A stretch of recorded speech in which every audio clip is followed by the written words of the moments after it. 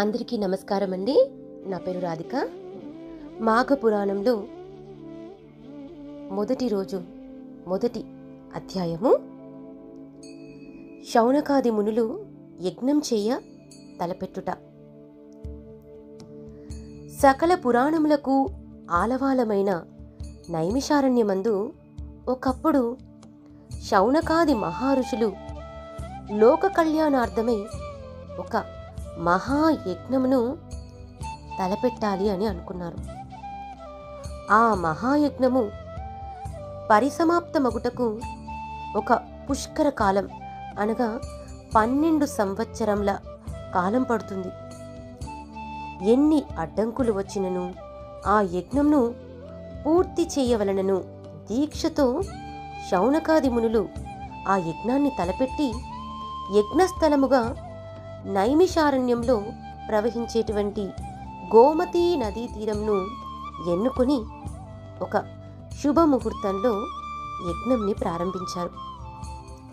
అంత పెద్ద యజ్ఞము చూచి తరించవలనడి కోరికలతో భరతఖండము నలుమూలల నుండి తపోధనులు ఎందరో వచ్చి యజ్ఞస్థల సమీపంలో నివాసాన్ని ఏర్పరచుకున్నారు.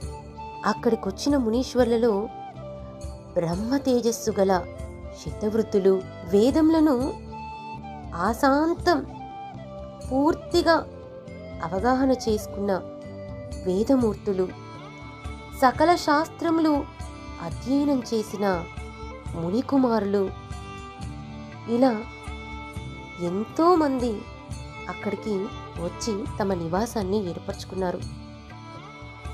ఆ విధంగా మునీశ్వరులందరూ తమ తమ శిష్య బృందములతో పరివారములతోనూ తండోపతండాలుగా యజ్ఞస్థలానికి చేరుకున్నారు. వేల కొలది ఋషి పుంగవులతో ఆ యజ్ఞస్థలము కిక్కిరిసిపోయింది. ఆ యాగము సకల లోకములకు శుభకరమైనది మరియు పుణ్యప్రదమైనది. 12 సంవత్సరములు ఏకధాటిగా జరుగు మహాయాగం కావటం మూలన పురాణ పురుషుడకు సూత మహాముని కూడా తన శిష్య బృందంతో అక్కడికి వేంచేశారు. యాగాది కార్యక్రమములలో పాల్గొన్నారు. దూర ప్రాంతాల నుండి వచ్చిన ఋషులు సూతులను దర్శన భాగ్యం కలిగినంత మాత్రాననే అమితానందంని పొందారు. సూతుల వారి ఆశీర్వాదములతో నిర్విఘ్నంగా యాగం జరుగుతుందని అందరూ సంతోషపడ్డారు. సూత మహాముని సకల శాస్త్రములు తెలిసి ఉన్న మహానుభావుడు. వేదం, పురాణ, ఇతిహాసాది సమస్త విషయములందు వారికి తెలియనిదంటూ ఏదీ లేదు. అవి అన్నీ వారికి కొట్టిన పిండి వంటివి.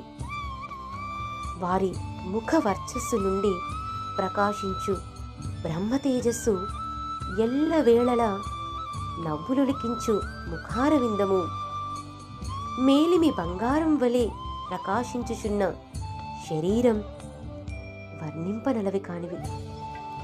అటువంటి పుణ్య పురుషుడగు సూత మహాముని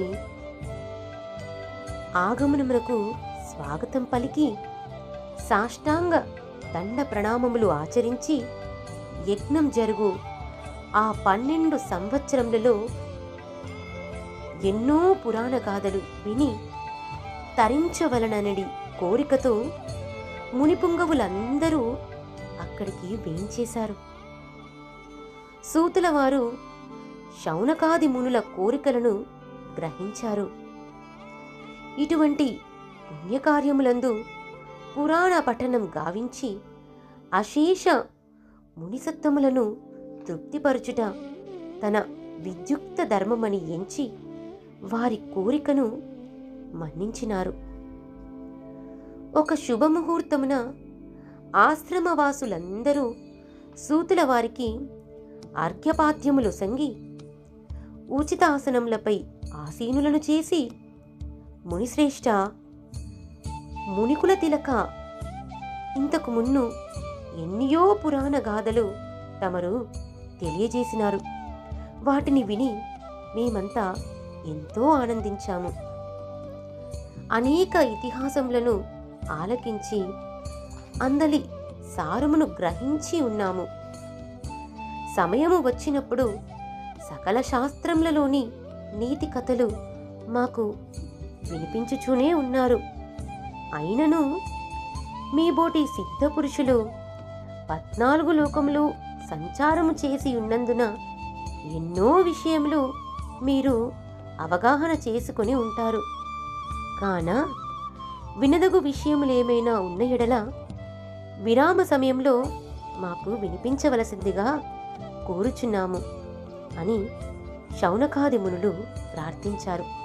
ఆ ప్రకారముగా కోరిన శౌనకాది మునులు తన వలన క్రొత్త సంగతులు తెలుసుకునవలనడి కుతూహలం కనబర్చినందున వారులను చూచి సూత మహాముని ఇటుల పలికిరి: మునిపుంగవులారా, మీ మనోవాంఛను గ్రహించి తిని మీరు వినదగిన కథను నాకు తెలిసియున్నంత వరకు మీకు చెప్పెదను, మీకు తృప్తి కలిగించెదను.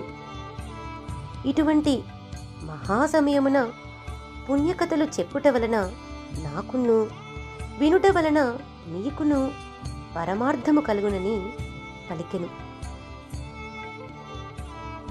శౌనకాది మునుల కోరిక మేరకు సూత మహాముని అడిగినదే తడవుగా వారందులకు అంగీకరించగా ధన్యులమైతిమి అని మునులందరూ అమితానందం నుండి సూతుల వారి పాదములను కళ్ళకద్దుకుని సూత మహామునితో, ఆర్యా, పద్మపురాణమందు లీనమయ్యున్న మాఘమాసం యొక్క మహత్యంను మరలా మరలా వినవలనను కోరిక కుతూహలం కలుగుచున్నది.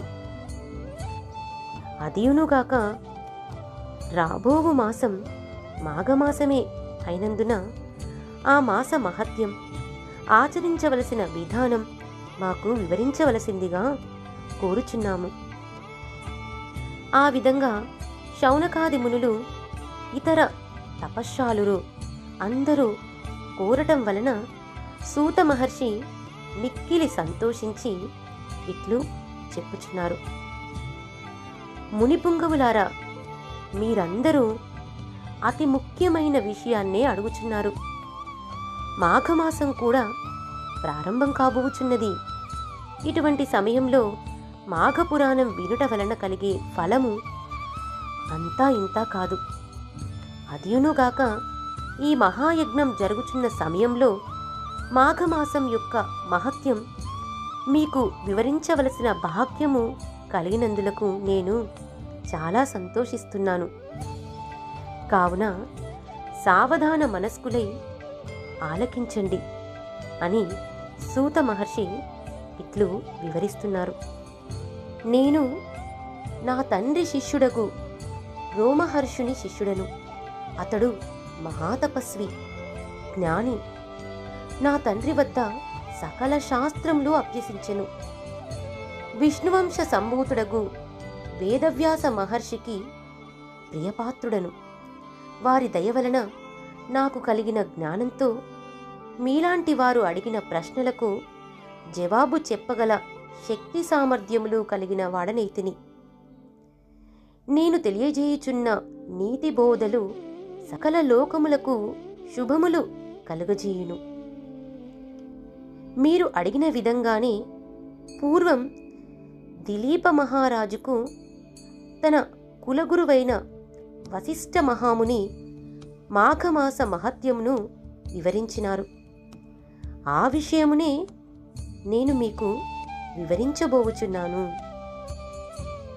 అని తెలిపారు. మాఘమాసం 2వ పురాణంతో రేపు మళ్ళీ కలుసుకుందాం.